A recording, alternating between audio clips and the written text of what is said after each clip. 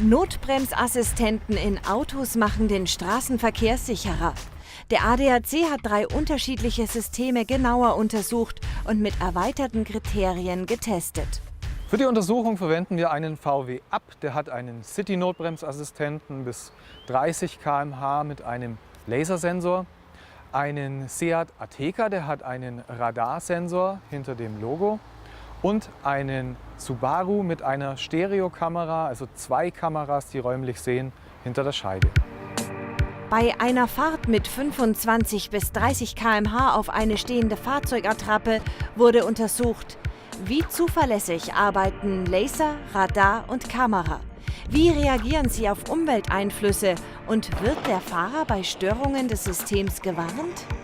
Zuerst prüfen wir, ob die Systeme unter Normumständen, wie das Testverfahren festgelegt ist, auch funktionieren, wie sie sollen. Das haben sie auch.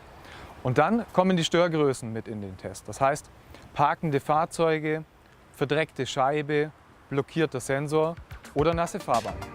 Bei simuliertem Regen kollidiert der VW Up aufgrund des längeren Bremswegs auf einer nassen Fahrbahn.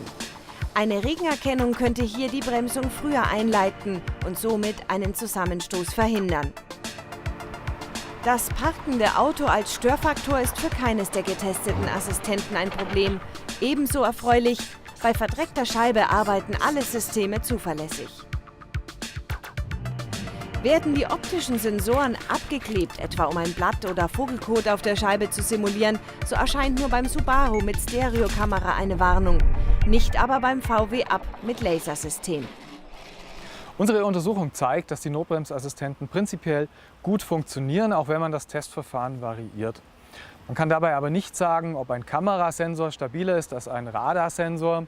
Einflussparameter und Störgrößen gibt es noch bei allen Systemen. Und deshalb darf der Verbraucher sich auch auf keinen Fall auf das System verlassen. Notbremsassistenten können Unfälle verhindern, auch wenn diese Technik noch zuverlässiger werden muss. Deshalb sind die Hersteller aufgefordert, die Systeme intelligenter, auch hinsichtlich Wettereinflüssen zu konstruieren und serienmäßig für alle Fahrzeugklassen anzubieten.